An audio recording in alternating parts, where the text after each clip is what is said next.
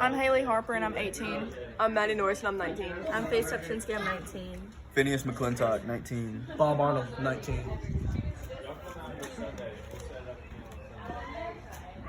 I remember the first time that I went to buy tampons by myself without my mom giving me any money.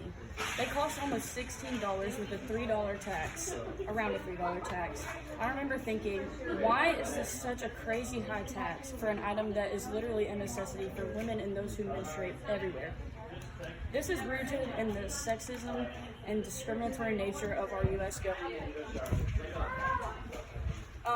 Women and those who menstruate everywhere already have so much pain and stress associated with this time of the month.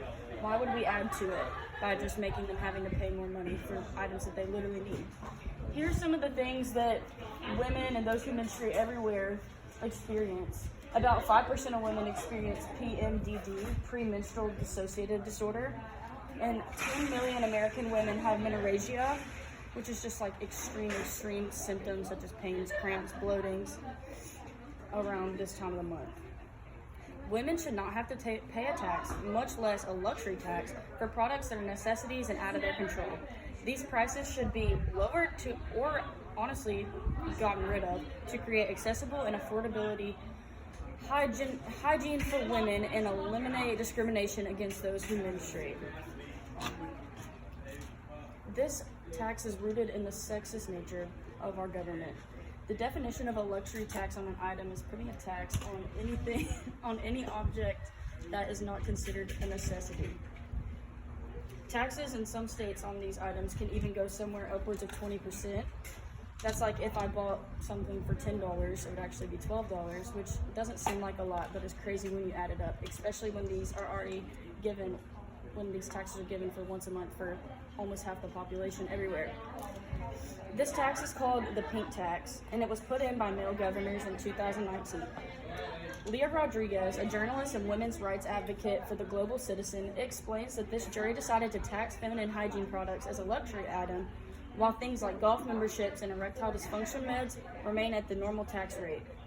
Here are some other things that are not taxed as luxury items, but tampons are. We got Pop-Tarts, bingo supplies, marshmallows, a chainsaw, beef jerky, magazine subscriptions. So all of these are considered necessity items, but tampons aren't. If we eliminate this tax, we are also eliminating the sexist nature in our country. So now, what are the benefits of removing the tax? People in poverty now will have access to hygiene and tampons, pads, etc., items that they didn't have before.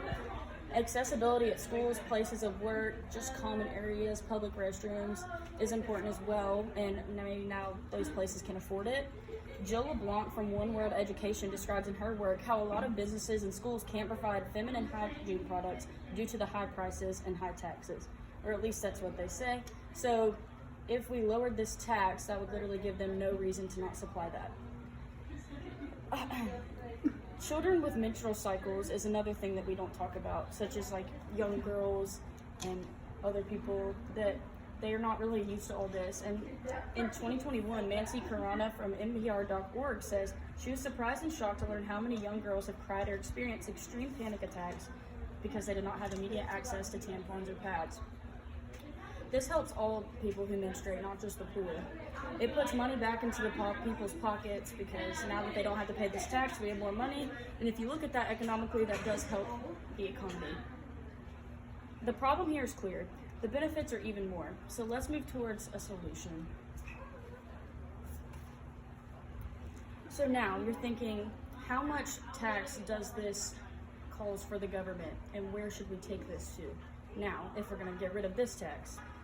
The government does definitely lose money from this. According to Nicole Kading from the Tax Foundation, states like California will be losing almost $20 million from removing this tax, and New York is around $10 million a year from removing this tax. So this tax is crucial. So where do we put this? Is it crucial for feminine products? No. So we can spread out this tax on the items that I listed before that are not considered luxury items, but tampons are. So like maybe if we started taxing all of this stuff right here, then we wouldn't have to tax tampons or pads.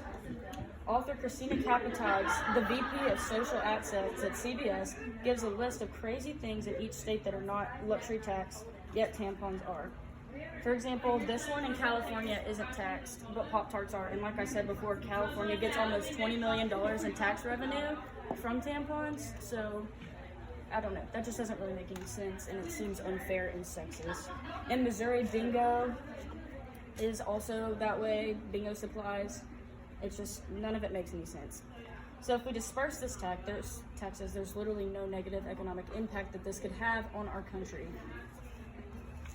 Worldwide, people have been dealing with the pink tax, struggling to find resources and fighting for affordability. My plan to lower or remove the pink tax altogether may seem like common sense to some of you. However, government officials beg to differ.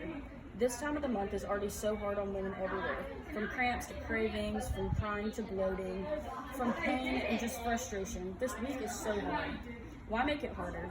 Menstruating is something we cannot control, and I will no longer stand by and let myself be misrepresented and discriminated against. Women or anyone with a period deserves the right to have affordable and accessible feminine products. Oh.